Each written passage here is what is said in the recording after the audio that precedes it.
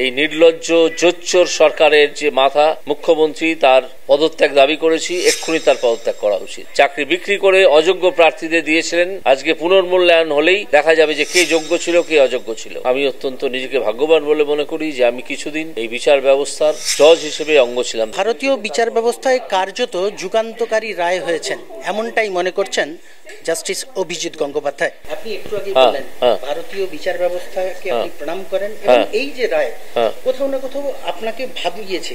দীর্ঘদিন আমি বিচার ব্যবস্থার প্রক্রিয়ার মধ্যে ছিলেন, এই রায়ের মধ্যে ছিলেন, এই তদন্ত করেছেন, সার্বিকভাবে কি বলবেন? আমি তো সাংবাদিক সম্মেলনে সেটাই বললাম। আমার প্রথম কথা হচ্ছে আমি ভারতবর্ষের বিচার ব্যবস্থাকে প্রণাম জানাতে চাই এবং আমি অত্যন্ত গর্বিত এবং আমি অত্যন্ত নিজেকে ভাগ্যবান বলে মনে করি যে আমি কিছুদিন এই বিচার ব্যবস্থার জজ হিসেবে অঙ্গ ছিলাম, তার আগে তো উকিল হিসেবে ছিলামই। আর দ্বিতীয় কথা হচ্ছে যে আমি এই নির্লজ্জ জোচ্চোর সরকারের যে মাথা মুখ্যমন্ত্রী তার পদত্যাগ দাবি করেছি, এক্ষুনি তার পদত্যাগ করা উচিত। তিনি একই রকমভাবে হিন্দু এবং মুসলিম উভয় পক্ষকেই এই প্রবঞ্চনার মুখে ঠেলে দিয়েছিলেন, চাকরি বিক্রি করেছিলেন। তারা চাকরি বিক্রি করে অযোগ্য প্রার্থীদের দিয়েছিলেন, আজকে পুনর্মূল্যায়ন হলেই দেখা যাবে যে কে যোগ্য ছিল কে অযোগ্য ছিল। লক্ষ লক্ষ টাকায় চাকরি বিক্রি হয়েছে। বিগত দিনে আপনি বিভিন্ন নির্বাচনী সভা থেকে অভিযোগ করেছেন, প্রাক্তন শিক্ষামন্ত্রী তিনি জেলে রয়েছেন, তার বান্ধবীর বাড়িতে কোটি কোটি টাকা উদ্ধার হয়েছে।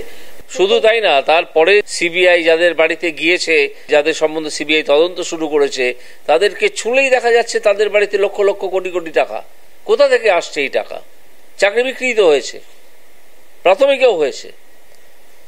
প্রাথমিকের মামলাটা হোক, তখন আপনারা বুঝতে পারবেন যে প্রাথমিকে কিভাবে চাকরি বিক্রি হয়েছে। ঢেঁড়া পিটিয়ে চাকরি বিক্রি হতো প্রাথমিকে, ওই মানিক ভট্টাচার্যের সময়। আজকে নির্লজ্জ মানিক ভট্টাচার্য বলেন যে আমি কিছু করিনি। জেলে পড়ে আসেন কেন এতদিন? বেরিয়ে আসুন না। দিনের পর দিন বাংলার যারা শিক্ষিত যুবক রয়েছেন, বেকার যুবক রয়েছেন, ধর্ণা মঞ্চে দিনের পর দিন তারা রোদ জল বৃষ্টি সব উপেক্ষা করেছেন। তাদের ভবিষ্যৎ নিয়ে কি ছিনিমিনি খেলা হলো? এটা অবশ্যই অবশ্যই ভবিষ্যৎ নিয়ে ছিলিমিনি খেলা হয়েছে। এবং আমি যেটা হাইলাইট করতে চাইছি সেটা হচ্ছে হিন্দু এবং মুসলিম উভয়েরই যা ভবিষ্যৎ নিয়ে ছিলিমিনি খেলা হয়েছে। এই যে মুখ্যমন্ত্রী তিনি দেখান যে তিনি সংখ্যালঘুদের মসিহা, এটা সম্পূর্ণ মিথ্যাচার। তিনি নিজের আঁচল এবং তার ভাইপোর পকেট ছাড়া কিছুই বোঝেন না। মুসলিমদের তো তিনি ব্যবহার করেন ভোটের ঘুঁটি হিসেবে।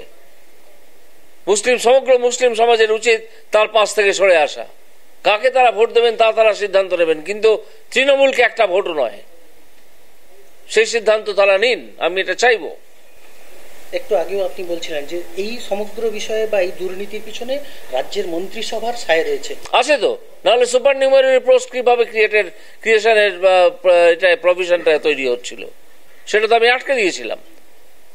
আমি তো বললাম যে আমার সামনে দাঁড়িয়ে তৎকালীন প্রিন্সিপাল সেক্রেটারি শিক্ষা দপ্তরে, হয়তো তিনি আজও আসেন, থরথর করে কাঁপছিলেন। এবং এদের যৌথ দায়িত্ব মন্ত্রিসভার প্রতিটা মন্ত্রী এর সঙ্গে জড়িত। সেই জন্যই আমি সরকারের পদত্যাগ দাবি করছি। এই নির্লজ্জ সরকারের এইটা যথেষ্ট, এবং এছাড়া আরো অনেক দুর্নীতি আছে। কিন্তু এই যে দুর্নীতি উদ্ঘাটিত হচ্ছে ক্রমাগত, আজকে 2 বছর ধরে, আজকে একটা ফাইনালিটিতে পৌঁছেছে সুপ্রিম কোর্টের রায়। এরপরে আর এই জোচ্চোর সরকার থাকে কি করে? থাকার কথাই না, ছুঁড়ে ফেলে দেওয়া উচিত মানুষের। মুখ্যমন্ত্রীর একজন আত্মীয় তিনি এই সমগ্র বিষয়ে যুক্ত রয়েছেন, আপনি অভিযোগ করছেন, বারবার আপনার গলাতে শোনা গেছে সেই বিষয়ে। আছে তো না হলে লিপস এন্ড বাউন্সের এইসব সম্পত্তি কোথা থেকে আসছে? কোথা থেকে আসছে? জোচ্চোরদের নিয়ে একটা দল তৈরি করেছেন, লজ্জা করে না ওনার? হিন্দু মুসলিম উভয়ের ক্ষেত্রে আপনি একটা মঙ্গল কামনায়। মঙ্গল কামনার জন্য আমি এক্ষুনি একটা বর্গভীমা মন্দিরে যাব। এখানকার এটা একটা শাক্তপীঠ। আমি এখানে যাব এক্ষুনি। আমাদের নির্বাচনী অফিস থেকে পদযাত্রা শুরু করে উভয় পক্ষের জন্য, উভয় সম্প্রদায়ের জন্যই আমি মঙ্গল কামনা করব এবং আমি প্রার্থনা করব এবং তাদের কাছে আবেদন করব সংখ্যালঘুদের, যে মমতা ব্যানার্জির পাশে আর থাকবেন। ইনি একটি জোচ্চোর, ইনি একটি মিথ্যাবাদী, মিথ্যাচার করেন ক্রমাগত। লোকসভা ভোটের সন্ধিক্ষণ, সেখানে দেখা যাচ্ছে এই যে রায় ভোটে কতটা প্রভাবিত করবে সারা ভারতবর্ষ? বাংলা কি নজির দেখাল?